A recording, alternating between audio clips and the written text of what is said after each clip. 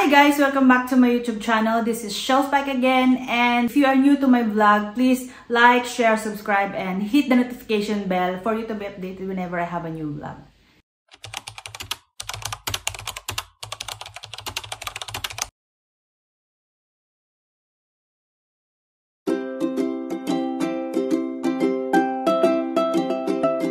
For today's vlog guys, i-share ko sa inyo kung ano yung mga experience ko nung first day ko sa work dahil maraming mga bagong dating ng Finland. Welcome nga pala sa inyong lahat.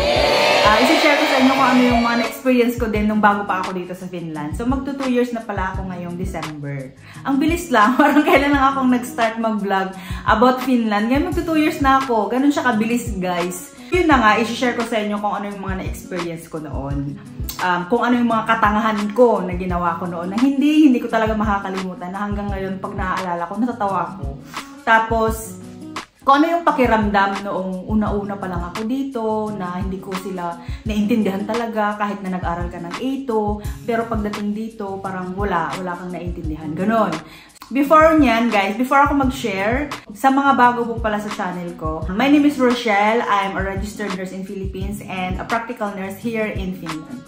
Okay, so first day sa work, anong ginawa namin? So, nung hatid sa amin sa apartment namin, dumiretso kami agad sa work, the same day. So, pagkahatid sa bahay, diniretso na lang kami sa work, pinakilala kami sa boss. Tapos, usap-usap sila. Siyempre, hindi pa kami makapag-usap nung boss talaga kasi Finnish. As hindi namin alam noon na nakakaintindi ng English yung nurse namin noon. Siya yung OIC kasi wala yung boss noon. Tapos, yun na pinakilala. So, ayun. So, hindi pa kami inikot talaga doon sa facility. Tapos, sinabihan kami, parang Thursday nung pumunta kami. Tapos, pagka Monday, mag-start na kami. Siyempre, nung first day namin sa work, kami na lang ang pupunta sa work. So, wala nang maghahatid sa amin and all. Kami na lang. Una, nung pumasok kami, may dalawa kasing door. Hindi namin alam kung saan kami pupasok. Kung doon ba sa dati yung pinasukan namin or may door pa na isa. So, doon kami sa likod dumaan.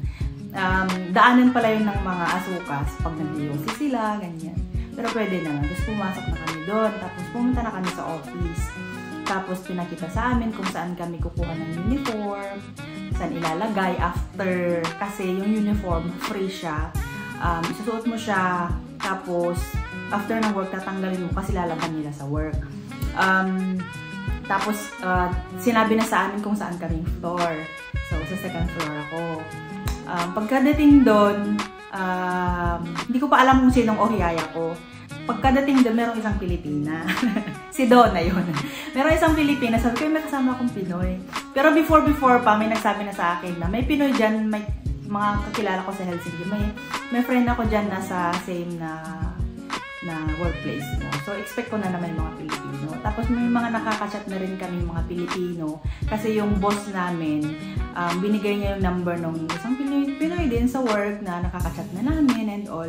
Tapos, na-met na lang namin afterwards. So, first day. Anong nangyari nung first day? Siyempre, kinakabahan ako kung ano kayong gagawin.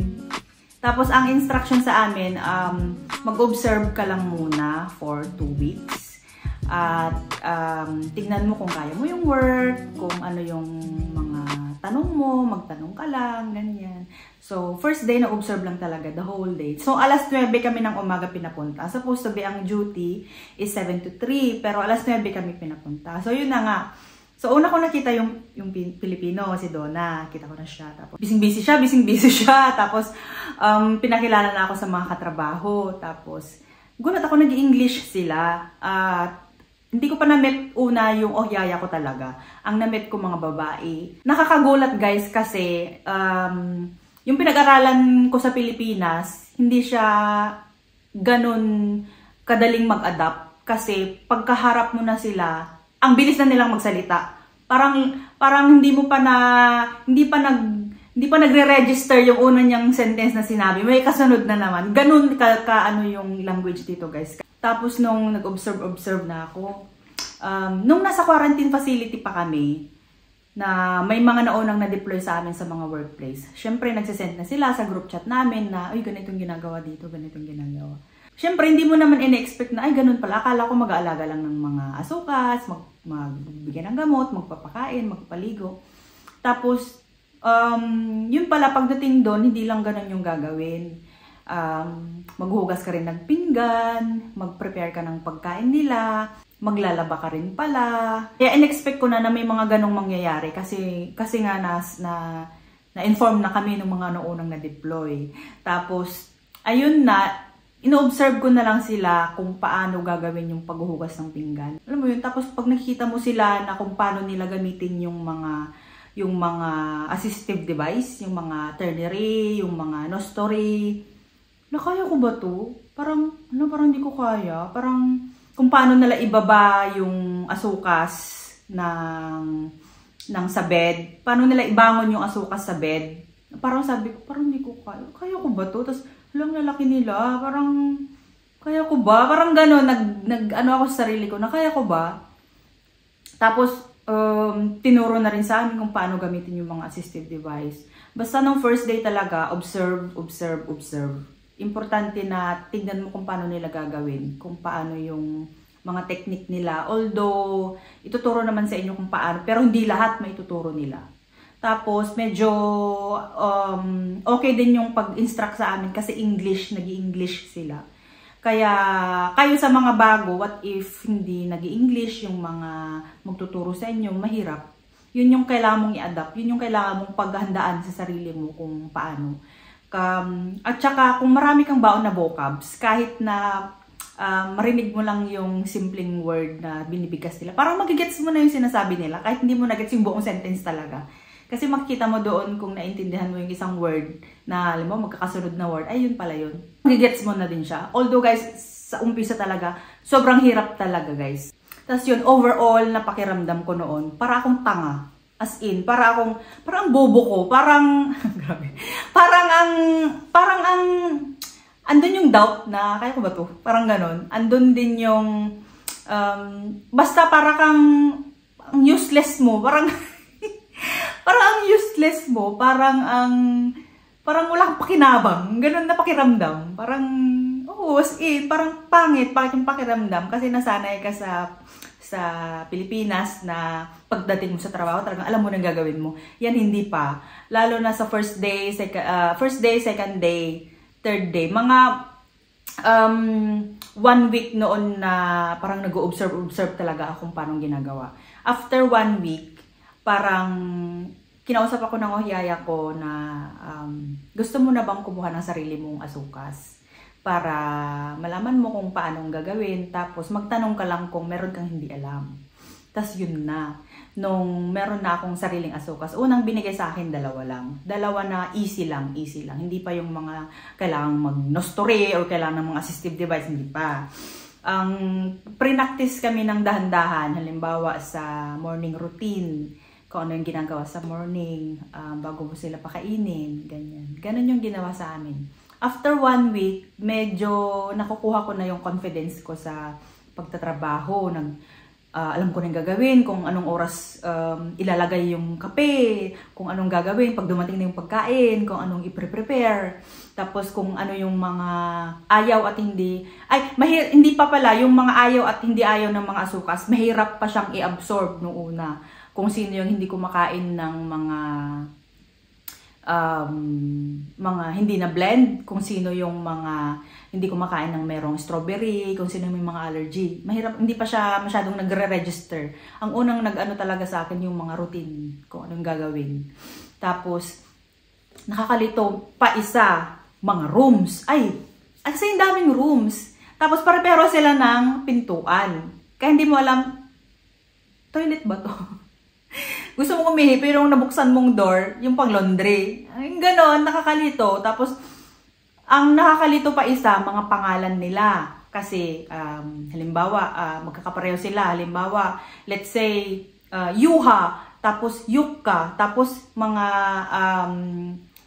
magkaiba sila ng room. Siguro ganun talaga yung ginawa nila, magkaiba ng rooms. Halimbawa, Rochelle A o Rochelle B, yung mga ganon. Nakakalito yung mga pangalan nila. Tapos hindi pa kami tinuruan noon mag-charting. Hindi pa kami pinag-charting noon kasi mas priority muna yung nasa field bago yung sa computer. Pero nadahan-dahan din kami sa charting, pasimple-simpleng charting. Kasi sa Pilipinas pa lang nag-aral na ng charting. So, medyo okay-okay na siya. Okay, pero hindi, simpleng charting lang talaga noon. Tapos nung nakuha ko na yung routine, medyo isa siya sa kukuha mo yung loob ng mga kasama mo pagka yung nakikita ka nila na gumagalaw.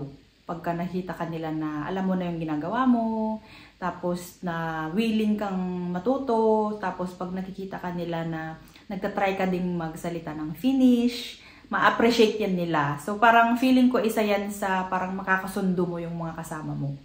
Although hindi natin may iwasan na merong mga ibang lahi na ayaw sa ibang lahi. Ayaw kong banggitin yung term. Hindi natin yung maiwasan. Ganun na talaga yung ibang mga lokal. Tapos, ang isa pang napansin ko na ayaw nila is yung nakikita ka nilang nakaupo, na hindi pa break time. Tapos nakikita ka nilang nag-phone palagi, like talagang nag-phone ka, na nakikita nila na meron pang pwedeng gawin, tapos nakaupo ka or nagsi-cellphone ka. Ako naman dati nagtatago ako sa Asukas. Hindi ako nagpapakita na nagpo-phone ako nung una pa. Hindi ako nagpapakita kasi parang sa Pilipinas din. Kasi 'di ba minsan sa ospital mahirap ding mag-phone. Doon sa pinagtrabahuan ko nakakapag-phone kami pero kung oras ng trabaho talagang trabaho muna bago ka mag-Facebook. Parang gano'n. So, isa 'yun sa napansin ko. Tapos, ito din nila na nagtatanong ka sa kanila kasi ayaw nila na nag-a-assume ka na alam mo yung sinabi nila na hindi pala. Tapos mali yung ginawa mo. Siyempre, nung una, struggle ka pa kung kaya mo bang gawin lahat in time na after niyan mag-charting ka pa. Mahirap pa siya nung una. Pero nung katagalan na, nakukuha mo na yung routine mo tsaka yung routine ng Asukas. Kaya natatapos mo na lahat ng trabaho on time at as in before ng uwian. Tapos guys, nung syempre nakuha mo na yung routine mo, syempre hindi mo na din minsan maiwasan na may mga katangahan ka rin nagagawa. Ang pinakaunang katangahan talagang nagawa ko, hindi ko alam kung anong nasa isip ko nun. Nagpapakain ako ng Asukas. Tapos mainit. Ano siya, Soserwo ka, na blend siya ba? Ano ko siya? Pinapalamig ko siya sa plato. Nasa room ako ng Asukas, tapos papakainin ko siya. Tapos, ginaganyan ko siya. Siyempre may init pa.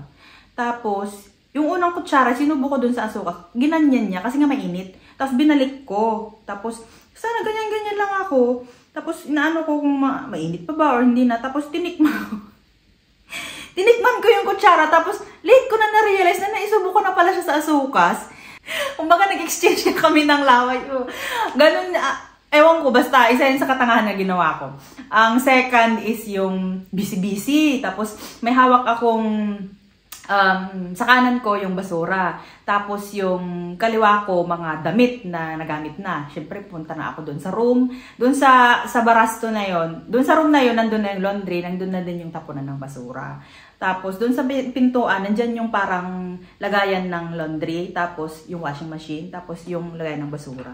Tapos, siyempre, busy-busy, gusto mo nang magmadali. Itinapon ko yung basura doon sa may washing machine. Talagang sa loob ng washing machine. Tapos, clinose ko na siya. Buti hindi ko siya napaandar. Tapos, na-realize ko na lang nung itapon ko na yung mga damit doon sa may basura. As in, guys. For sure, magaganyan din kayo. So, basta sobrang busy. So, sobrang ng utak mo na. Madami pa akong susunod na gagawin. Ganon. Actually, ilang beses yan na nangyari sa akin. Pero, hindi umabot dun sa point na nilagay ko yung basura dun sa may washing machine. Ganon. Tapos, ano pa ba? Nasa kwarto din ako ng Asukas. Inaayos ko yung TV. Inaayos ko yung TV niya. Bedridden siya. Inaayos ko yung TV niya. Siyempre, hawak ko yung remote. Tapos, syempre, pakainin ko din siya noon after. Ay, bibihisan ko pala siya after. Tapos, inaayos ko na yung, yung TV. Tapos, pinatong ko siya doon sa may lap ng Asukas. Tapos, kailangan kong itaas yung bed. Tapos, ibaba yung ulo. Ganyan. Tapos, pindot ako ng pindot. Sabi ko, ayaw. Wala talagang reaction yung bed.